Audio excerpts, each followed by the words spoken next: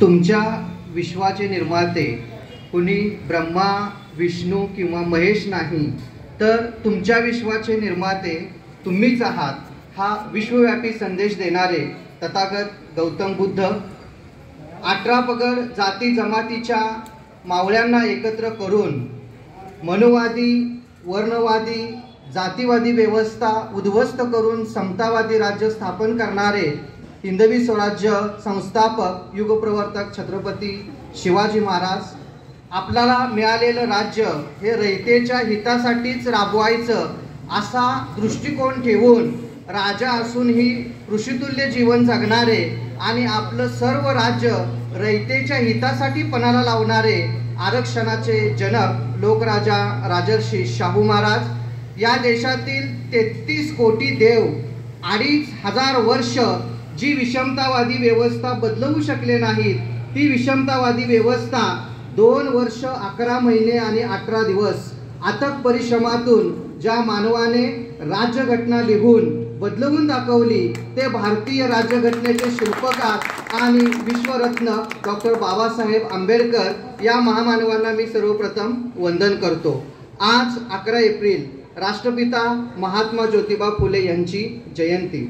या जयंतीचे औचित्य साधून आपण आंबेडकर विचार मंचाच्या वतीने मला या ठिकाणी बोलण्यासाठी निमंत्रित केलं, त्याबद्दल सर्वप्रथम advocate Waghmare sir, Rohit sir, Gautami Kamble sir, विचार मंचावरील सर्व मान्यवर, विचार मंचासमोरील उपस्थित आपण सर्व फुले शाहू आंबेडकर प्रेमी ग्रामस्थ बंधू भगिनी, आपणा सर्वांचे मी ऋण व्यक्त करतो आणि माझ्या विषयाकडे येतो। 11 एप्रिल 1827 साली महात्मा फुल्यांचा जन्म झाला आणि 28 नोव्हेंबर 1890ला त्यांचा मृत्यू झाला। अवघी 62 वर्ष आयुष्य या व्यक्तीला लाभलं आणि चळवळीची सुरुवात झाली ती 1848। इथून जर तो काळ मोजला तर अवघ्या 42 वर्षामध्ये महात्मा ज्योतिबा फुले यांनी जे कार्य केलं ते इतकं मोलाचं कार्य होतं। रामचंद्र गुहा नावाच्या इतिहासकारांनी त्यांना makers of the modern world या आधुनिक भारताचेच नव्हे तर आधुनिक जगाचे निर्माते म्हणून त्यांची गणना केलेली दिसते। बाबासाहेब आंबेडकरांनी जे आपले 3 गुरु मानले त्यातले एक महत्त्वाचे गुरु होते ते म्हणजे महात्मा ज्योतिबा फुले। महात्मा ज्योतिबा फुले यांचं कार्य इतकं भव्य दिव्य आहे ते 1 तासामध्ये 1.5 तासामध्ये सांगणं फार कठीण आहे, पण काही सूत्ररूपाने माझ्या परीने जे शक्य होईल ते मी मांडायचा प्रयत्न करतोय। जन्म झाल्यानंतर 5-6 वर्ष महात्मा फुल्यांची तुमची आमची जशी जातात तशीच गेलेली होती। 1834 ते 1838 4थी पर्यंतची शाळा महात्मा फुले शिकत होते। कुठलीही चळवळ वगैरे असं काही त्यांच्या मनामध्ये नव्हतं, पण 1838ला एक घटना घडली। ज्या शाळेमध्ये महात्मा फुले शिकत होते त्या पंतोजींना महात्मा फुले यांच्या विचाराची चुणूक लक्षात आली आणि हा मुलगा जर पुढे शिकला तर तो समाजामध्ये काहीतरी क्रांतिकारी बदल घडवेल, म्हणून पंतोजींनी महात्मा फुल्यांच्या वडिलांना गाठलं आणि त्यांना सांगितलं की आता मुलाला पुढे शिकवून काय करणार आहे। पुढे मुला शिकला तर कुठेतरी तो पाटील ख्रिश्चन होईल, त्याच्यापेक्षा तुमच्या फुलांचा जो व्यवसाय आहे त्या व्यवसायामध्ये या मुलाला घाला, व्यवसायाला हातभार लागेल। त्यांनी ज्योतिरावांच्या वडिलांचा गोविंदरावांचा बुद्धिभेद केला। ज्योतिरावांची आई तर ज्योतिराव 1 वर्ष असतानाच वारलेली होती। सगुणाबाई त्यांची जी आत्या होती त्यांनी त्यांचा सांभाळ केलेला होता आणि महात्मा फुल्यांना 4थी झाल्यानंतर शाळा सोडावी लागली आणि वडिलांचा फुलांचा व्यवसाय न करता ते असं म्हणाले की मला फुलांच्या व्यवसायात रस नाही, मी भाजीपाल्याचा व्यवसाय करेन। आणि मग त्यांनी भाजी विक्रीचा व्यवसाय सुरू केला। 1-2 वर्ष गेली, वयाची 11-12 वर्ष झाल्यानंतर त्यांचा विवाह 1840ला सावित्रीबाई फुलेंशी झाला आणि पुन्हा गफ्फार मुन्सी बेग आणि लिजंड साहेब यांच्या असं लक्षात आलं की हा मुलगा अत्यंत हुशार आहे, याला पुढे शिकवलं पाहिजे, म्हणून ते पुन्हा एकदा ज्योतिरावांच्या वडिलांना भेटले आणि मुलाला शिकवण्याची विनंती केली, त्यांना पटवून दिलं आणि पुन्हा एकदा ज्योतिरावांची शाळा जी खंडित झालेली होती ती सुरू झाली। ख्रिश्चन मिशनऱ्यांच्या शाळेमध्ये महात्मा ज्योतिबा फुले आता इंग्रजीचं 5वी मध्ये जाऊन शिक्षण घेऊ लागले आणि तिथून पुढे खऱ्या अर्थाने महात्मा फुलेंच्या जीवनामध्ये मानवाचे हक्क आणि अधिकार काय असतात याच्याविषयीचे संस्कार व्हायला सुरुवात झाले। ते संस्कार एकीकडे चालू असतानाच्या घडामोडी शिक्षण चालू असताना महात्मा फुल्यांचे एक मित्र सदाशिव गोवंडे जे ब्राह्मण होते आणि त्या ब्राह्मण मित्राच्या एका मित्राच्या लग्नाला यांना निमंत्रण दिलेलं होतं. महात्मा फुले, सदाशिव गोवंडे हे सगळेजण त्या लग्नाच्या वरातीमध्ये एकत्र चाललेले होते. त्या काळामध्ये लोक फेटे घालायचे आणि फेटा कोणत्या जातीनं कोणत्या रंगाचा घालायचा हे नियम होते.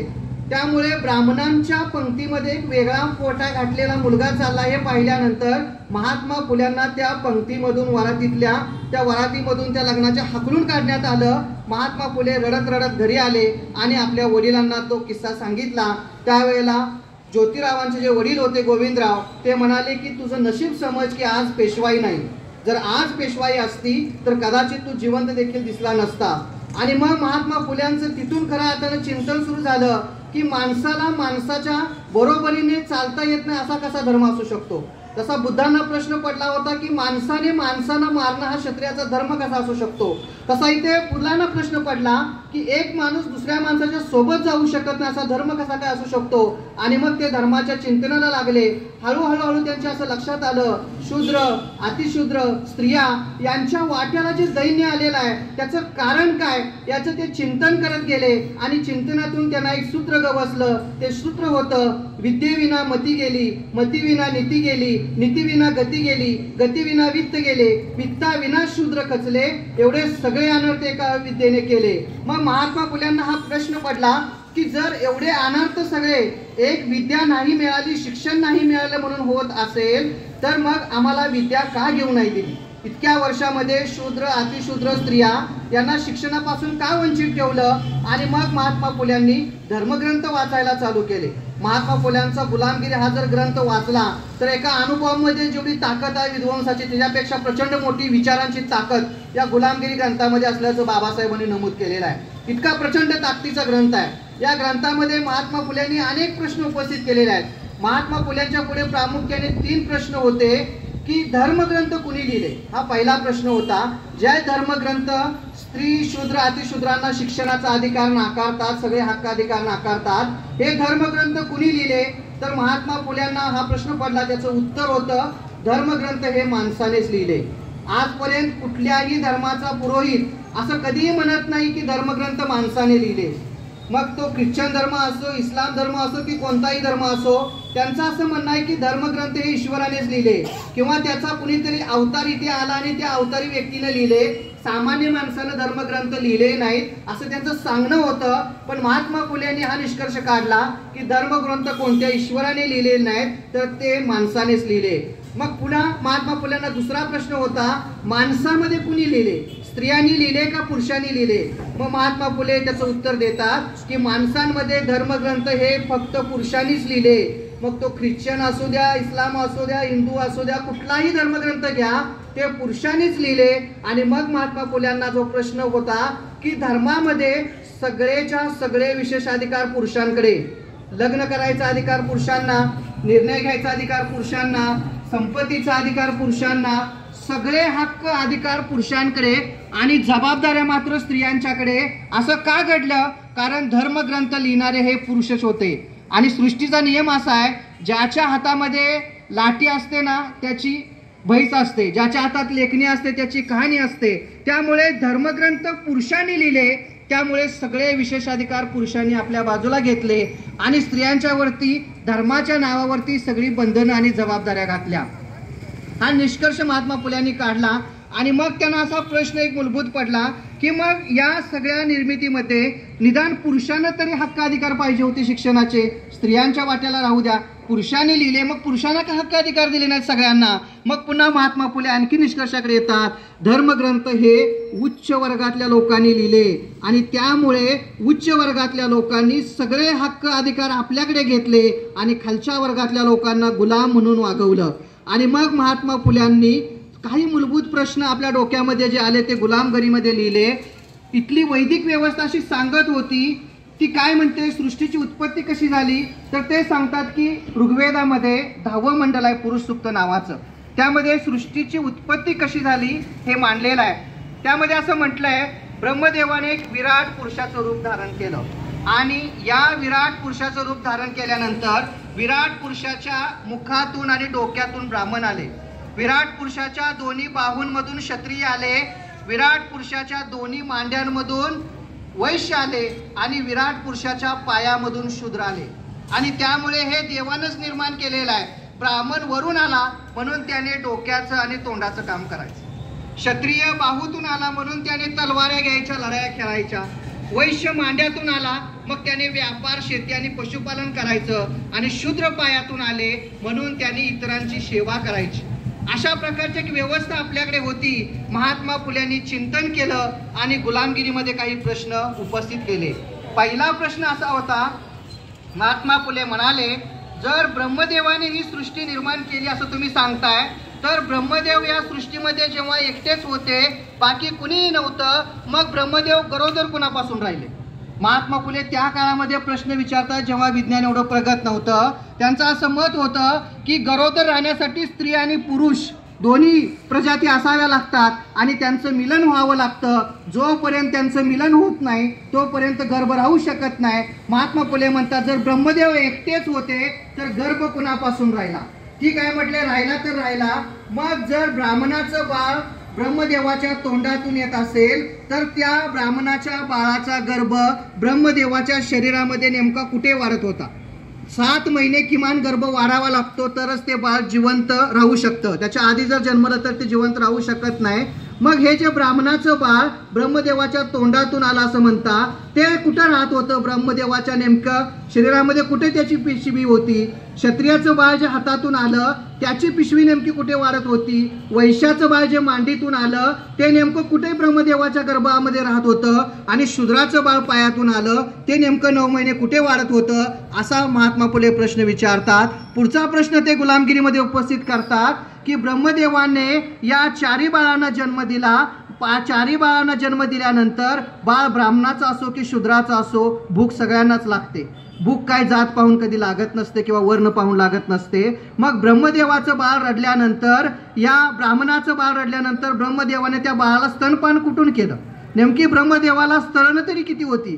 क्षत्रियाच्या बाळाला स्तनपान कुठून केलं? वैश्याच्या बाळाला स्तनपान कुठून केलं? आणि शूद्राच्या बाळाला स्तनपान कुठून केलं? महात्मा फुले पुढे असं सांगतात, ह्या सगळ्या लबाड्या आहेत. 10वी ते आधार झाकल्या वेदांचा, फक्त वेदांचं नाव घेतात आणि सगळ्या लबाड्या करतात. आणि ते पुढे म्हणतात की तुमचा जर असा दावा असेल की धर्मग्रंथ ईश्वराने लिहिले आणि ते त्रिकालबाधित सत्य असतात, कुठल्याही कालखंडात ते खरेच असतात, तर मग ते म्हणाले, आम्ही तुमच्या घरी येतो आणि तुमच्या एका बहिणीचं बाळणपण आम्ही पाहतो. खरंच तुम्ही तोंडातून जन्मत का आम्हाला बघायचं आहे?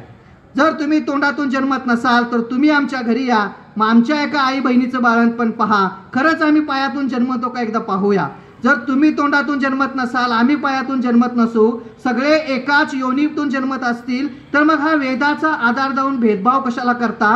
हा महात्मा फुल्यांनी जो परखड प्रश्न विचारला त्याला सनातन्यांच्याकडे उत्तर नव्हतं.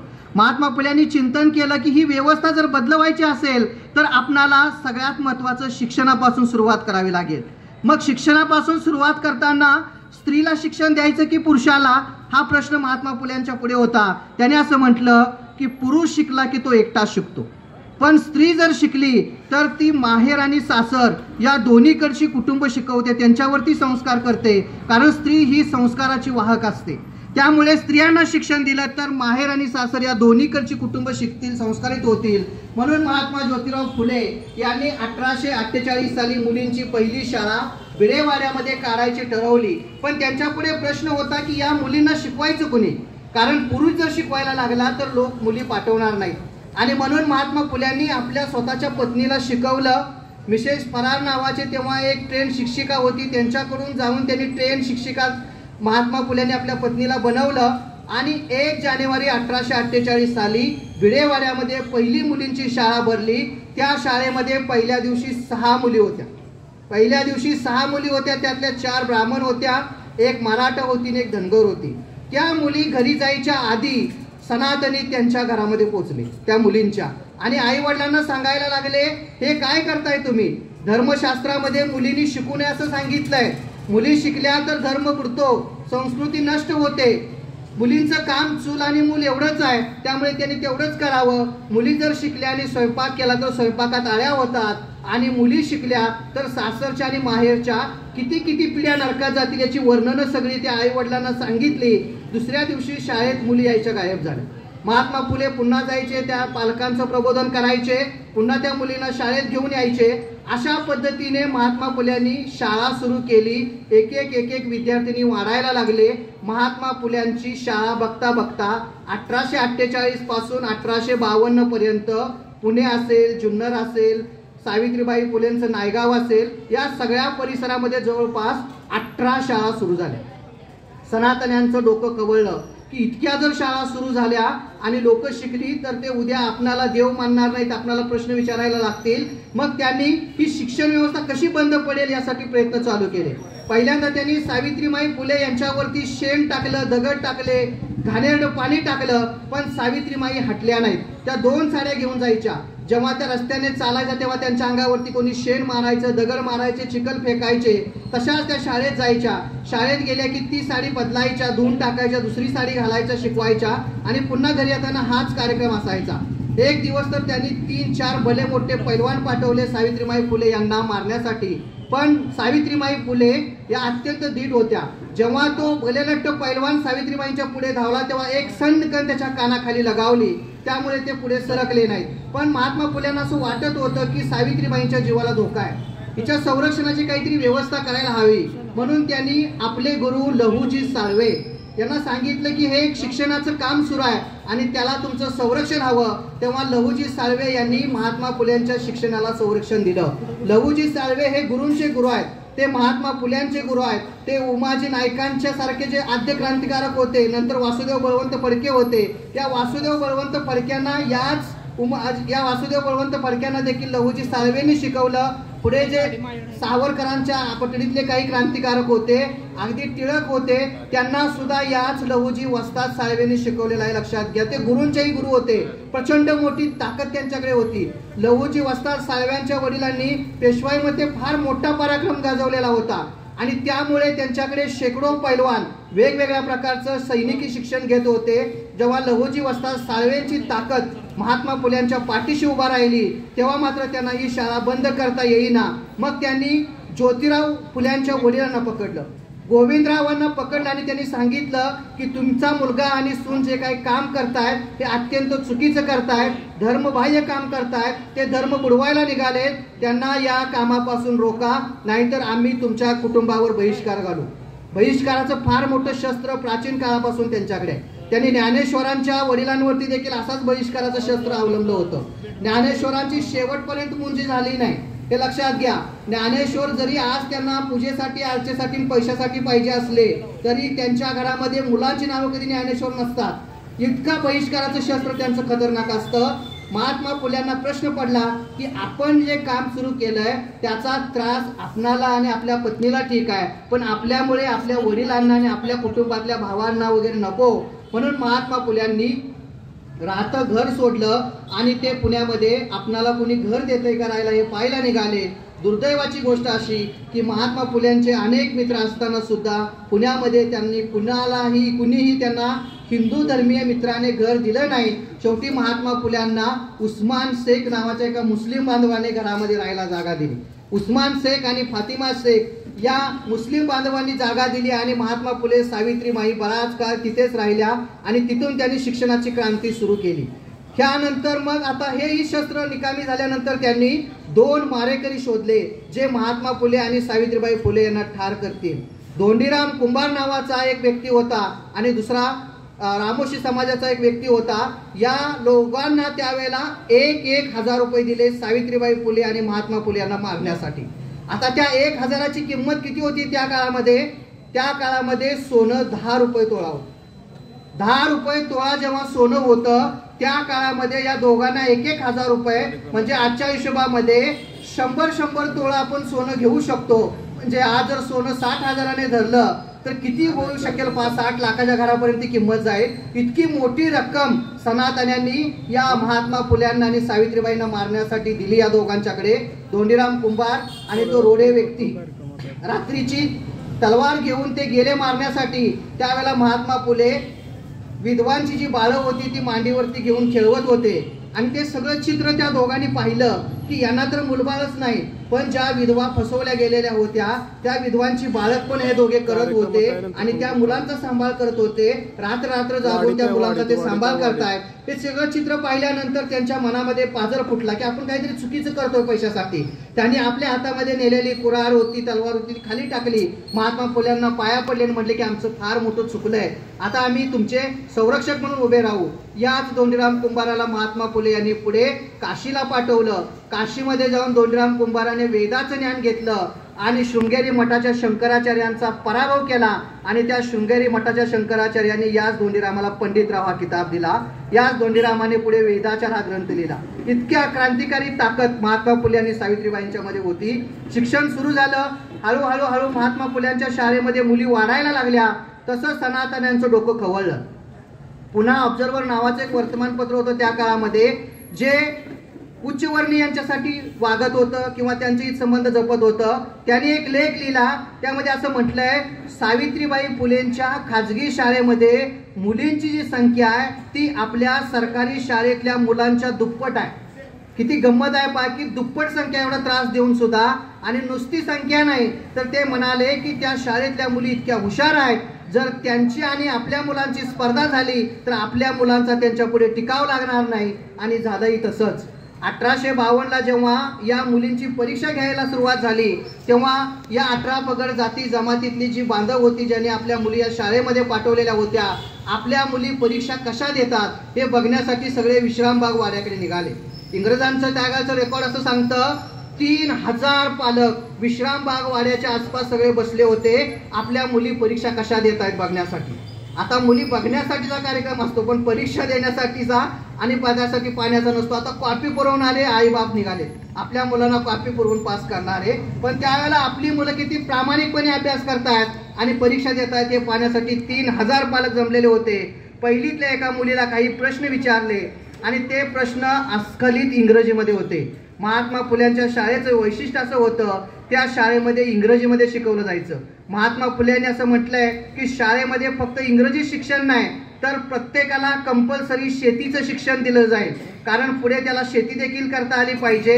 आणि त्याच्यासोबतच कला कौशल्य उद्योगाचं शिक्षण, सुतारकाम, लोहारकाम, कुंभारकाम, मातीकाम, माळीकाम, ही सगळे शिक्षण महात्मा फुल्यांच्या शाळेत त्या काळात देत होते. आता आमचं सरकार कौशल्य आधारित शिक्षण घेऊन आले 2022ला. ते त्या काळात महात्मा फुल्यांनी दिलेलं होतं. पहिलीच्या एका मुलीची परीक्षा झाली आणि परीक्षा झाल्यानंतर त्या मुलीचा नंबर आला. नंबर आल्यानंतर तिला बक्षीस देण्यासाठी इंग्रज अधिकारी होते, नवरा बायको दोघे, त्यांनी एक बॉक्स आणला होता. त्या बॉक्समध्ये खेळणी होते, कपडे होते, खाऊ होता. तो त्या मुलीला दिला. दिल्यानंतर ती मुलगी त्या अधिकाऱ्यांना अस्खलित इंग्रजीमध्ये म्हणते, honourable sir, honourable madam, please don't give us prizes, give us a school library. आम्हाला तुम्ही खाऊ, खेळणी, कपडे काही देऊ नका, आम्हाला ग्रंथालय हवाय. आज ही खरी गरज आहे की मुलांनी आम्हाला ग्रंथालय हवंय म्हणण्याची. मोबाईल हवाय म्हणणाऱ्या काळामध्ये मुलांना आम्ही ग्रंथाचं वेळ लावू शकतोय की नाही हे फार महत्वाचं आहे. आणि त्यामुळे या मुलांना ग्रंथाचं कसं वेळ लागेल आपण लक्षात घेतलं पाहिजे. फुले फार हुशार होते. त्यांनी ओळखलं की मुलांना वाचनाची आवड आहे. लगेच त्यांनी 1852ला सुंदर असं ग्रंथालय त्या ठिकाणी सुरुवात केली आणि त्या ग्रंथालयातून मुलं मुली वाचायला लागले. या लहुजी साळव्यांची मुलगी जी होती मातंग समाजाची, ती मुक्ता नावाची मुलगी 4थी इयत्तेमध्ये शिकत होती आणि मुक्ता साळवेंनी त्या काळामध्ये महारमांग समाजाची दुःख नावाचा एक निबंध लिहिला होता. तो निबंध इतका प्रसिद्ध झाला, इंग्रजांनी 1855 साली त्यांच्या शैक्षणिक अहवालामध्ये तो निबंध छापला आहे. इतकी त्या निबंधाची उंची आहे. पुणे शहराचं वर्णन नावाचं जे पुस्तक आहे त्या पुस्तकामध्ये सुद्धा हा निबंध आहे आणि ज्ञानोदयमध्ये सुद्धा हा निबंध आहे. त्या निबंधामध्ये मुक्ता साळवेने काही प्रश्न विचारलेत. ते मुक्ता साळवे असं म्हणते, जर सगळ्यांचा देव एकच असेल तर काहींच्या वाट्याला इतकं सगळं सुख आणि काहींच्या वाट्याला इतकं दुःख का बरं देवानं दिलं. त्यांच्या मात्र बाळणपणासाठी एवढ्या सगळ्या सोयी सुविधा आणि आमच्या आई बहिणींची बाळणपण भर रस्त्यावरती होतात. कुत्री मांजरी सुद्धा त्या बाळणपणाकडे उघडेपणे बघतात. असं कसं काय देव एवढा निष्ठुर कसा काय होऊ शकतो. आणि पुढे त्या म्हणतात, जर आमचा आणि त्यांचा धर्म एकच असेल तर मग त्यांचा धर्मग्रंथ आम्हाला वाचण्याची का परमिशन नाही, आम्हाला का परवानगी नाही. तेव्हा देवा आमचा नेमका धर्म कोणता हे कळीव. त्या 4थी मध्ये असणाऱ्या मुक्ता साळवेला हा पडलेला प्रश्न होता. तो आजही तुम्हा आम्हाला पडतच नाही. त्यांचे विधी वैदिक पद्धतीने का होतात आणि आमचे पुराणोक्त का होतात? आमच्याच विधीमध्ये येऊन आमचेच पैसे घेऊन आम्हाला शिव्या शाप देऊन ते जातात, पण आम्हाला कळतच नाही. जे मुक्ता साळवेला कळलं 4थी मधल्या ते आम्हाला आज का कळत हा प्रश्न आहे. आणि आज तुम्ही पाहिलं असेल की कोल्हापूरच्या राजाच्या घराण्यातल्या पत्नीला सुद्धा शूद्रांचे मंत्र म्हटले जातात, तर तुम्ही आम्ही कोण आहे? हा प्रश्न महत्वाचा आहे, लक्षात घ्या. महात्मा फुल्यांना शिक्षण कशासाठी द्यायचं होतं? नुसतं वाचण्यासाठी नाही. लक्ष्मी पूजनाची पोथी, सत्यनारायणाची पोथी वाचण्यासाठी त्यांना शिक्षण द्यायचं नव्हतं. सावित्रीबाई फुले असं म्हणतात, शिक्षण कशासाठी आम्हाला द्यायचं आहे? शिक्षण म्हणजे पांढऱ्या पुस्तकातली काळी अक्षरं काळ्या फळ्यावरती जाऊन पांढरी करण्यासाठी शिक्षण नाही द्यायचं. तर शिक्षण कशासाठी द्यायचं आहे? जीवनातील खरे खोटे कळू लागले पाहिजे, लढण्यासाठी बळ मिळू लागले पाहिजे. जीवनात काय खरं आहे आणि काय खोटं आहे हे ते शिक्षण घेतल्यानंतर प्रत्येक मुलाला मुलीला कळालं पाहिजे. आणि कळाल्यानंतर जे खरं आहे ते खरं आहे म्हणून सांगण्याचं धाडस आणि जे खोटं आहे ते खोटं आहे म्हणून सांगण्याचं धाडस ज्या शिक्षण व्यवस्थेतून येईल ती शिक्षण व्यवस्था आम्हाला द्यायची आहे. आणि तशी मुलं मुली महात्मा फुले सावित्रीबाईंनी घडवली. महात्मा फुल्यांचा आग्रह होता शिक्षण तळागाळातल्या लोकांना हवं, पण त्या काळात इंग्रज शिक्षण वरच्या लोकांना देत होतं, खालच्यांना देत नव्हतं. महात्मा फुल्यांनी अनेक निवेदनं दिली. हंटर कमिशन समोर जो निवेदन दिलं महात्मा फुल्यांनी, त्यामध्ये त्यांनी सांगितलं की तुम्ही खालच्या वर्गातल्या लोकांच्याकडून टॅक्स घेता. आज जसं आपल्याकडून टॅक्स चाललाय ना, पेट्रोलला दर लिटर मागे आपण 50 रुपये टॅक्स सरकारला भरतोय, डिझेलला 40 रुपये टॅक्स भरतोय. सकाळी उठल्यापासून रात्री झोपेपर्यंत ज्या ज्या वस्तू आपण वापरतो त्या प्रत्येक वस्तूवरती 18% 32% जीएसटी आम्ही भरतोय. लक्षात घ्या, प्रत्येक वस्तूवरती. हा पैसा जातो कुठे? हा पैसा आमच्या मुलांच्या शिक्षणासाठी पाहिजे असं महात्मा फुले आग्रहाने म्हटले. आणि काही इंग्रज अधिकाऱ्यांनी त्यांना तशी मदत देखील केलेली दिसते. हा शिक्षणाचा जो यज्ञ होता तो महात्मा फुल्यांनी एकीकडे अखंड चालू ठेवलेला होता, पण त्याच्या जोडीला अनेक बऱ्याचशा समस्या होत्या. सगळ्यात महत्वाची स्त्रियांची समस्या होती. ती समस्या उच्च वर्णीयांची असली तरी महात्मा फुल्यांनी कधी जातीभेद त्यात पाळला नाही. त्या काळामध्ये जेव्हा ब्राह्मण समाजाच्या स्त्रिया विधवा व्हायच्या, त्यांचे नवरे मरायचे, तेव्हा त्यांना केश वपन केलं जायचं. विल्यम बेंटिंगच्या पुढाकारामुळे सतीबंदीचा कायदा आलेला होता. स्त्रियांना आता नवऱ्या मायल्यानंतर सती घालवत नव्हते, जिवंत जाळत नव्हते. पण एक अशी अवस्था झाली, जिवंत जळलेलं बरं, पण सती न जाता तसाच विधवा राहणं हे फार अवघड गोष्ट होती. कारण घरातल्या आणि शेजारच्या विकार वासनांच्या नजरा त्यांना सातत्याने जाळत होत्या. सातत्याने त्यांच्यावरती धर्माची वेगवेगळी बंधनं होती आणि सातत्याने त्यांच्याकडे अत्यंत हीन नजरेनं पाहिलं जात होतं. अशा परिस्थितीमध्ये त्यांना जगणं मुश्किल होतं. ब्राह्मण समाजातली जर स्त्री विधवा झाली तर तिनं केश वपन करायचं, डोक्यावरचे केस काढून टाकायचे आणि एक कापड बांधायचं डोक्याला, आयुष्यभर तसंच राहायचं. महात्मा फुल्यांना ते पाहवलं नाही. त्यांनी नाभिकांना गोळा केलं. नाभिक म्हणजे जो भीक न मागता जगतो, स्वाभिमानाने कष्ट करून जगतो तो नाभिक. आणि भटजी म्हणजे भीक मागून जगतो पण त्याला दक्षिणा म्हणतो तो भटजी. असे महात्मा फुल्यांनी दोघांची व्याख्या केली. या नाभिकांना महात्मा फुल्यांनी जमवलं. 1865 ला एकदा आणि 1889 ला एकदा. 1865 ला त्यांनी पुण्याजवळ डमडेरे नावाचं ठिकाण आहे त्या ठिकाणी जमवलं आणि 1889 ला मुंबईमध्ये जमवलं. नाभिकांना सांगितलं की तुमची जमात आहे ती अत्यंत स्वाभिमानी जमात आहे, कष्टाचे पैसे तुम्ही घेता